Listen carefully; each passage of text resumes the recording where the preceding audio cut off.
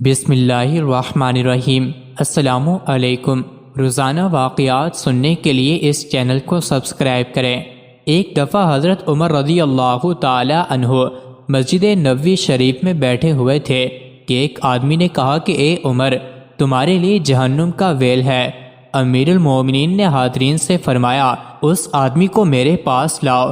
جب وہ آیا تو آپ نے پوچھا، تم نے یہ بات کیوں کہی ہے؟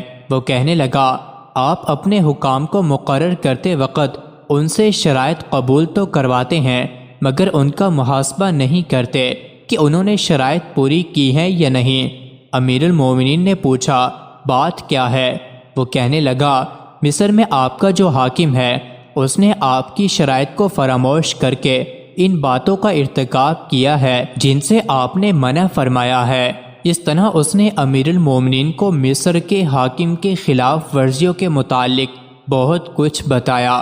یہ شکایات سننے کے بعد امیر المومنین نے قبیلہ انصار کے 2 آدمیوں کو بغرض تفتیش مصر روانہ کیا اور ان سے فرمایا، تم دونوں مصر جاؤ اور حاکم کے متعلق وہاں کے لوگوں سے استفسار کرو۔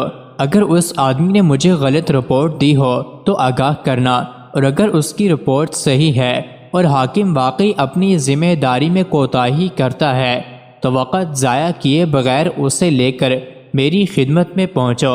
دونوں انصاری امیر المومنین کے حکم کی تعمیل میں مصر روانہ ہوئے اور وہاں پہنچ کر لوگوں سے حاکم مصر کے متعلق حقیقت جاننا چاہیے۔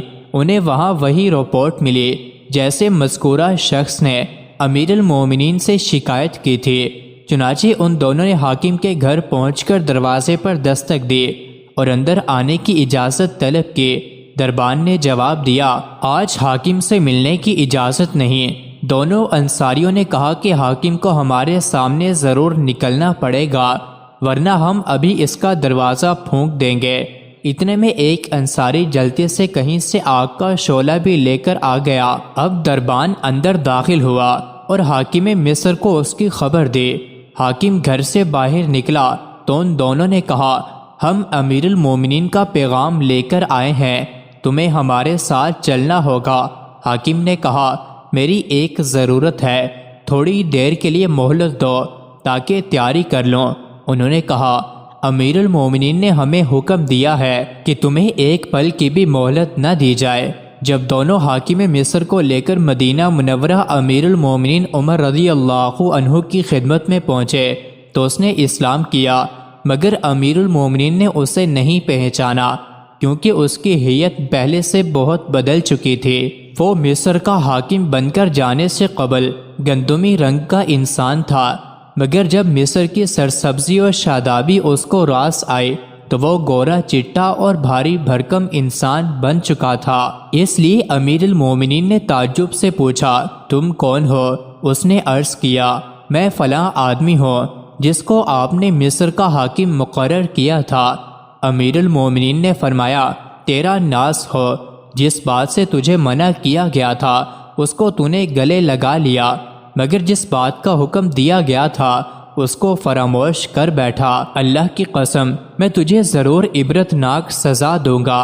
پھر امیر المومنین نے اون کا ایک پھٹا ہوا لباس، ایک لاٹھی اور صدقے میں آئی ہوئی 300 بکریاں منگوائیں اور اس حاکم مصر سے فرمایا، یہ لباس زیب تن کرو، میں نے تمہارے باپ کو اس سے بھی ردی لباس پہنے ہوئے دیکھا۔ یہ لاٹھی اٹھاؤ جو تمہارے باپ کی لاٹھی سے کہیں بہتر ہے، اور فلاں چراہ گاہ میں جا کر ان بکریوں کو چراؤ۔ اس وقت سخت گرمی کا زمانہ تھا۔